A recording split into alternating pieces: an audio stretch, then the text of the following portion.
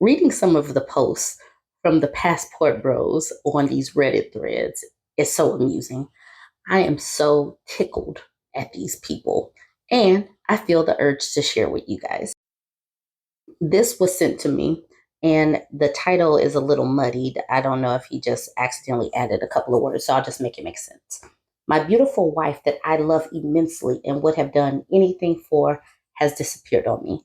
I found out she was having an affair with her supervisor. Now, in a previous post from these Passport Bros, not letting them get a job was very important. I guess this is a bit of a vent post. I am devastated. My beautiful wife that I loved truly and would have done anything for has disappeared on me. I come to find out from her sister that she had been having an affair on me with her 24-year-old factory supervisor at the job that she just started. She 20. I'm so incredibly crushed. There was nothing that I wouldn't have done for her if she asked to save our marriage.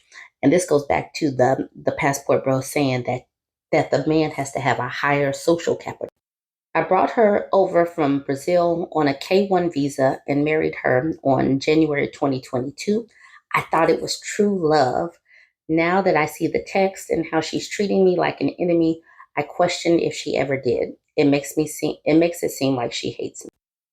These people are so delusional. They think that these women in these foreign countries really want them.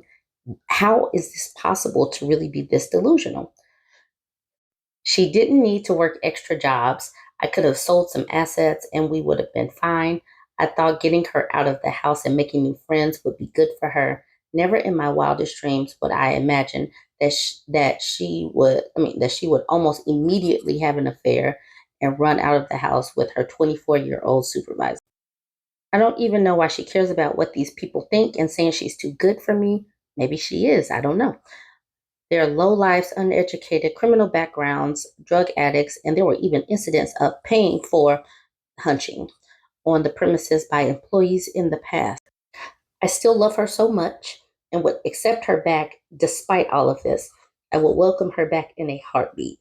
What am I saying? Not sure. There were things that I could have done differently, easily, and would have. I worked 4 jobs when I didn't have to, but only after she agreed to in support me in it prior to me starting it. The thought was opening an accounting bookkeeping business at home and train her and transition her into it, but she lost interest in it fast, leaving me holding the bag. Most sad of all is my 5-year-old keeps asking where she is, saying he misses her and loves her. I would say most sad is that these men actually believe their own delusion, their own fairy tale, that these women are coming over here truly loving them. I'd say that that is the most sad of all. So someone said, divorce her immediately.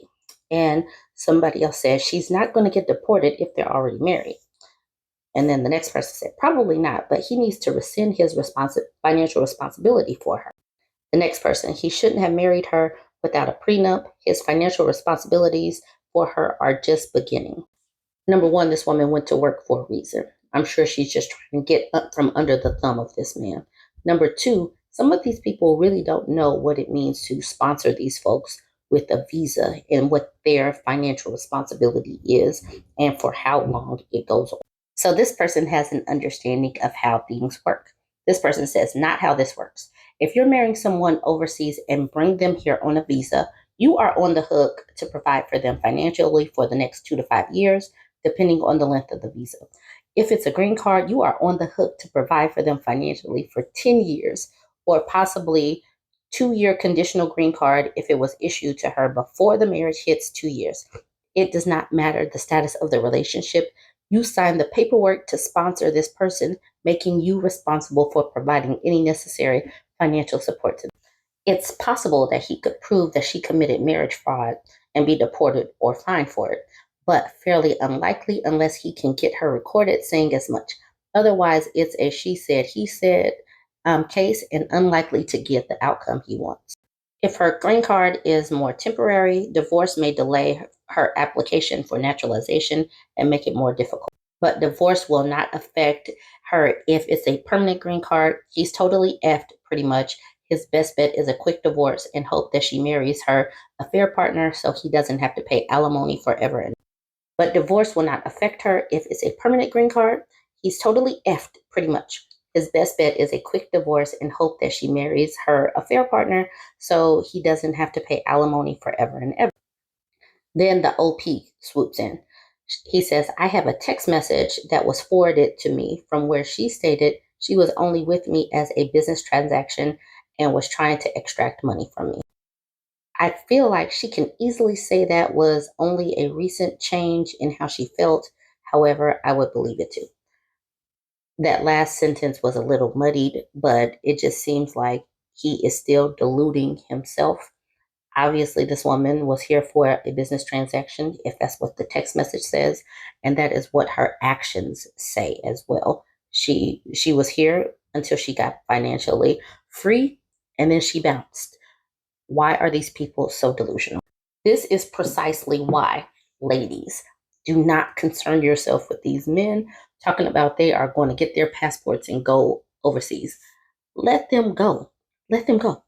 Whatever. It's not like they are forming strong bonds with these people. These women are just seeing a sucker and then they are getting licked. So, because of what happens when you sponsor a person, this man is trying to circumnavigate that and just find him a foreign woman here in the United States. He said, would you ever consider finding foreign women in the US instead of actually going overseas? Have you ever been with a foreign woman that is already residing in the US? It's always about finding a budget way to deal with people because all they ever think about is money. Their relationships are not very deep at all. He says, I could save myself the expense and headache of actually traveling overseas if I can go and branch out and find foreign women in the US. Yes, there are tons of foreigners coming here for work or school or family. And so depending on where you live in the US, finding foreign women who already reside in the US should not be too difficult. If you are tired of dealing with American women, find a foreign woman here.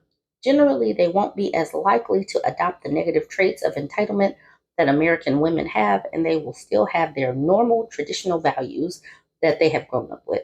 You won't be as likely to get scammed for immigration because she came here through her own effort.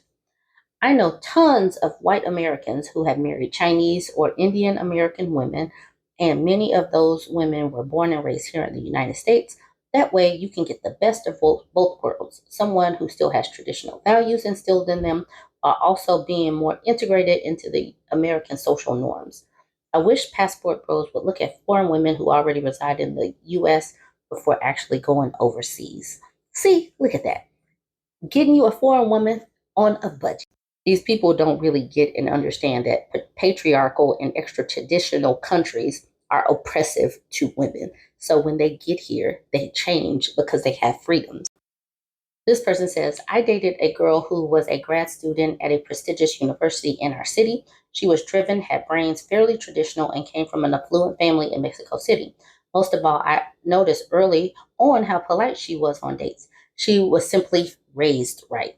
But I kid you not, it took her 2 to 3 semesters for the changes to appear.